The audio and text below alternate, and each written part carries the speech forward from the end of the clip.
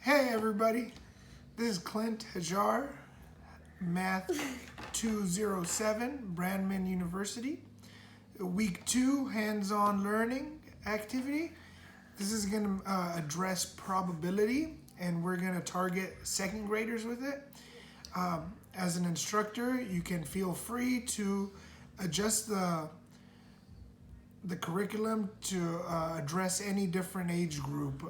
You can make this target sixth graders, fourth, third, whatever. We're gonna stick to the second grade level here, and we're gonna introduce them to the idea of odds, probability, and division, converting from fractions to percentages, that sort of thing, using a calculator to convert.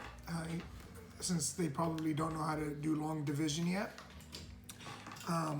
We're just going to introduce them to some of the tools of math as well. And this is a good activity because it'll help them socialize, because they're going to be in groups of 2 to 3 students. It'll be a fun activity, as you can see right here. We got some snacks in a bowl. It'd probably be better to get all the same type of snack, just different colors, because when they reach in, they might be able to feel for different things, and we don't really want that. But for, we were running short on items here, so we used a few different kinds of things. But like all, a few different colors, jelly beans. You don't want to overload the bowl with more than like maybe a dozen items, because it'll take a lot of time it'll take a lot of time for counting, and a lot of time will be spent setting up rather than actually doing the exercise. So keep it simple. 2 to 4 items, and no more than 12 total items in the bowl. Make sure you got a paper, pencil, calculator handy. And the exercise will go something like this. The teacher will set up the bowl. He'll have the students in groups. Each group will have a bowl, and then the students will take turns.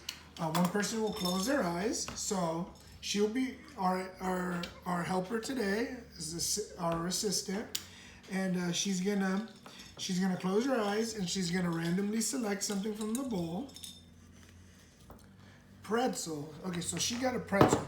Now what she's gonna do here is since she got the pretzel, she's gonna write out the probability of having received a pretzel.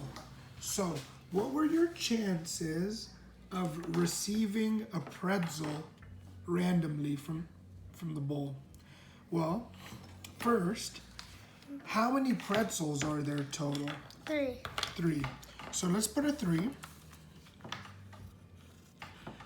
Okay. So, and then what's our total amount of items in the bowl? 9. 9, good.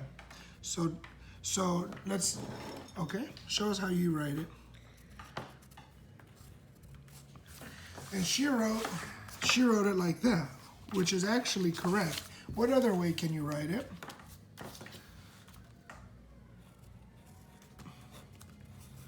Wow, very good. And she wrote it also like that. Now, also, she can convert it into a percentage, and then you could even have them write it out in the sentence form, like we had 3 out of 9 chances of drawing a pretzel from the bowl. Oh, here we go. She wrote 3 out of 9 right there. Okay, and now let's convert it to a percentage right here. Let's see if, so let's go 3 divided by, oh, sorry.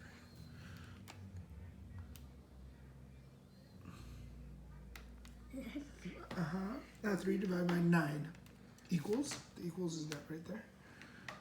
Yeah. No, wait, sorry. That's right here, this one. Here you go. This one. Here you go. So, now this just means, now you can press times 100 if you want to see it better, or maybe we won't confuse. So she got 0.333%. So what she's gonna do, or she got 33%. So write down.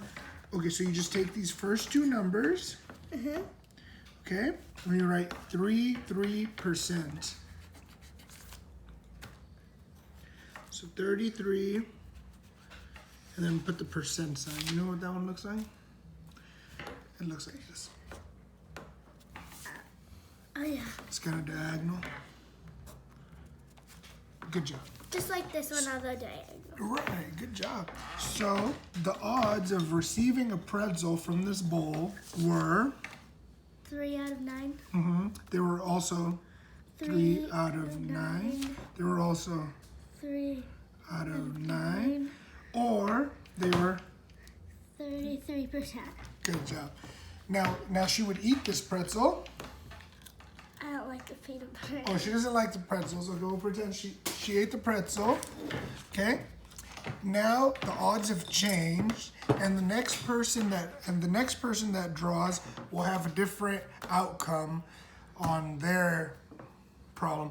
And the good thing about this exercise is that the students will get to work in groups and help each other out, which takes some of the burden of the teacher having to run around to different students and help. They'll be able to help each other, pair them up accordingly.